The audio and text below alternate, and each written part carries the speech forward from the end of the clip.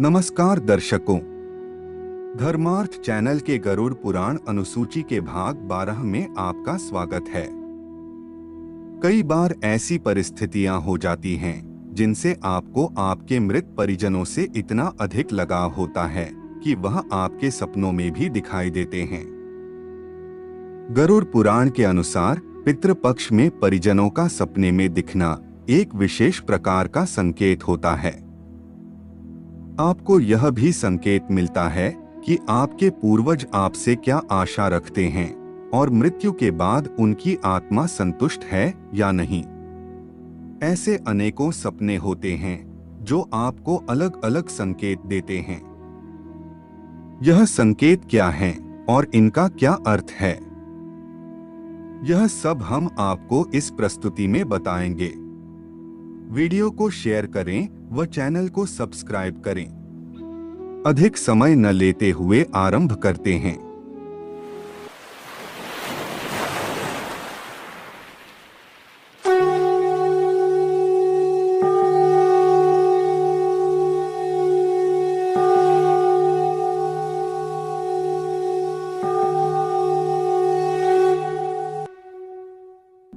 गरुड़ पुराण के अनुसार जब किसी व्यक्ति की अंतिम क्रिया विधि विधान से नहीं होती तो उस व्यक्ति की सद्गति नहीं हो पाती। इसलिए उसे अपने वंशज सपने में दिखाई देने लगते हैं।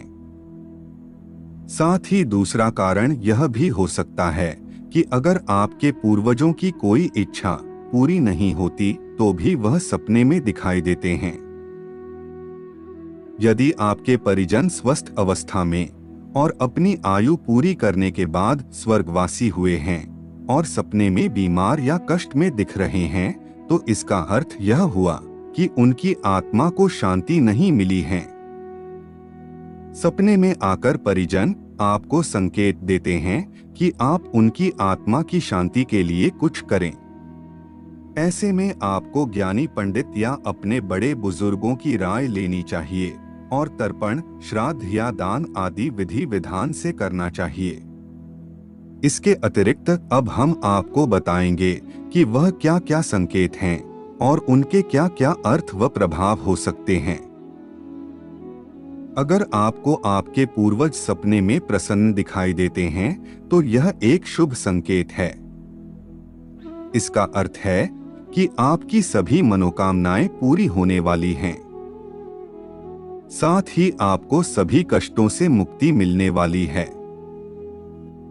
यदि किसी जीवित व्यक्ति को आप अपने सपने में मृत देखते हैं तो शास्त्रों के अनुसार यह उस व्यक्ति की आयु बढ़ने का संकेत है। मृत परिजन आपके सिर पर प्यार से हाथ फेर रहे हैं। इस तरह का सपना आना बहुत ही शुभ माना जाता है। इस सपने का अर्थ है कि आपके पूर्वज आपसे संतुष्ट हैं और वह आपको आशीर्वाद दे रहे हैं।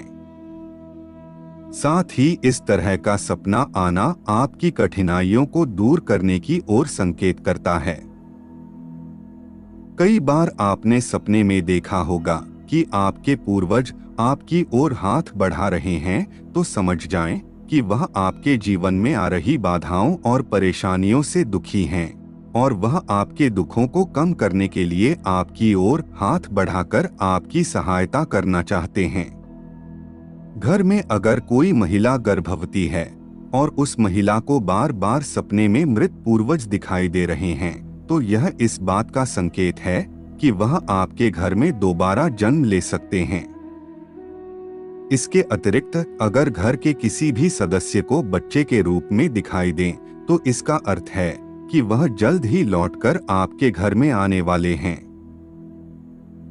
यदि आपको अपने पूर्वज सपने में रोते हुए दिखाई दे रहे हैं तो इसका अर्थ यह हुआ कि वह किसी तरह के कष्ट में हैं और उनकी आत्मा की शांति के लिए आपको पिंडदान या दान करना चाहिए।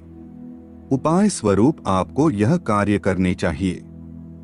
जैसे पितृपक्ष में पितरों की शांति के लिए विधि विधान पूर्वक श्राद्ध कर्म करना चाहिए।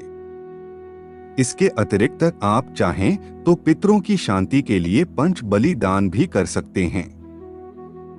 इसके लिए आपको पितरों के नाम से भोजन बनाकर ब्राह्मण, कुत्ते, बिल्ली, कोएं और गाय को दान करना चाहिए। गरुड़ पुराण के अनुसार गया श्राद्ध का बहुत महत्व बताया गया है। गया में जाकर श्राद्ध कराने से 100 पीढ़ियों का उद्धार होता है और पितरों की आत्मा को शांति मिलती है। यान्ति देवव्रता देवान, पितृन्यान्ति पितृव्रता, भूतानि यान्ति भूतेज्या, यान्ति मद्याजिनोपि मां। श्री कृष्ण कहते हैं कि देवताओं को पूजने वाले देवताओं को प्राप्त होते हैं, पितरों को पूजने वाले पितरों को प्राप्त होते हैं, भूतों को पूजने वाले भूतों को प्राप्त होते हैं और मेरा पूजन करने वाले भक्त मुझको ही प्राप्त होते हैं। इसीलिए मेरे भक्तों का पुनर्जन्म नहीं होता। पितृलोक में भी पुण्यात्मा ही पहुंचती है, जहां वह अपने पितरों के साथ सुखपूर्वक समय बिताकर पुनः जन्म लेती है। गीता के पाठ से भी पितृ दोष से मुक्ति पाई जा सकती है। पितरों के निमित्त पढ़े गए गीता पाठ से पितरों को मुक्ति मिलती है। श्राद्ध पक्ष में गीता के 7वें अध्याय यानी ज्ञान विज्ञान योग का पाठ किया जाता है। आज के लिए केवल इतना ही। अब हमारी भेंट गरुड़ पुराण के एक और नए भाग के साथ होगी। तब तक के लिए जय जय श्री राम।